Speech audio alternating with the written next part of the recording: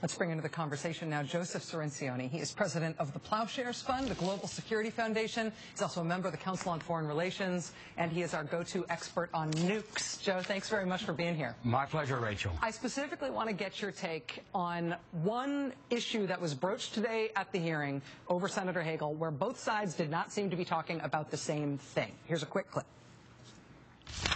Senator Hagel has also been an outspoken supporter of nuclear disarmament and the global zero movement. Why would we want to unilaterally disarm ourselves of nuclear capability? The position of global zero, my position, some of the individuals, national security leaders that Senator Nunn talked about, including himself, has never been unilateral disarmament, ever, never.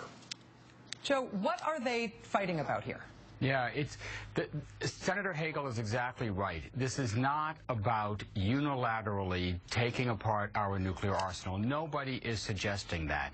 It's about reducing it. It's about adjusting our nuclear arsenal to the realities of the 21st century world. And the target of the conservative attacks on Senator Hagel was not actually Hagel himself today. It was President Obama.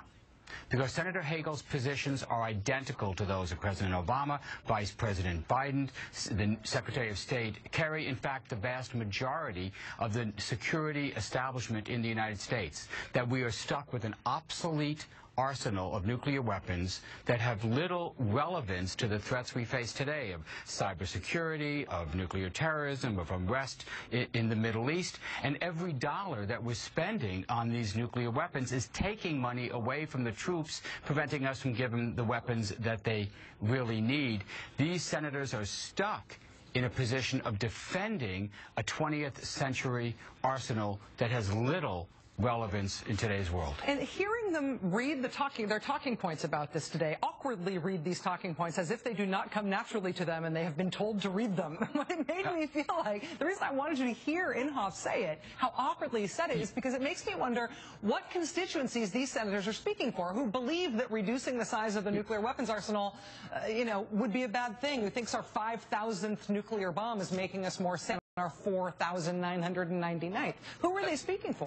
That's exactly right. Well, there was a very awkwardness about the questioning, and some of them clearly did not grasp the strategic situation that they're debating. I never thought I'd say this, but I miss John Kyle. Senator Kyle was a fierce defender of the weapons establishment, a fierce defender of every contract, every bomb. He wanted to build more nuclear weapons, but he knew what he was talking about, and you didn't get that sense, seriously, from anyone who was doing the question on nuclear policy today. Some of these senators are representing defense contractors. They want to keep the bases in their states. They want to keep the contracts. Some of them are just trying to score a political point, to attack the president as weak and naive and dangerous and even treasonous, as you just suggested.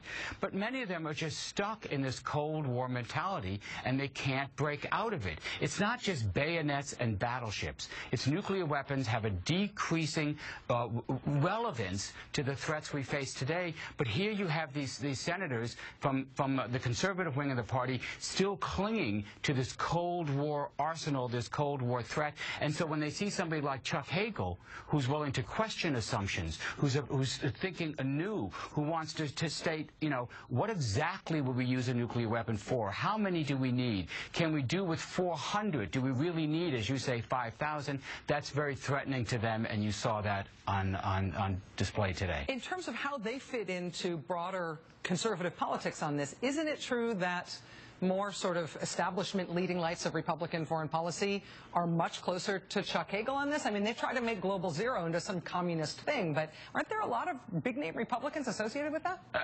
Absolutely. So outside the Senate, when you go and you look at particularly former Republican officials on this, Colin Powell, completely with this agenda.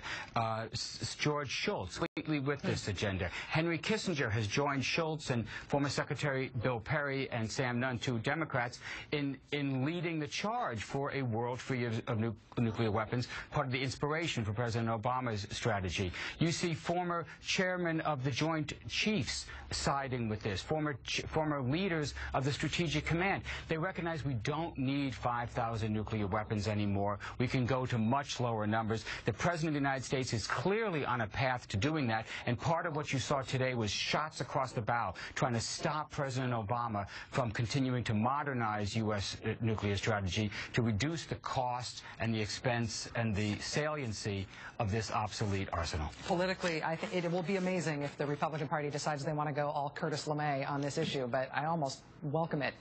Joe Cirincione, president of the Plowshares Fund. Joe, it is always great to have you here. Thanks a lot. Thank you very much, Rachel. Thanks. All right. Republicans have gotten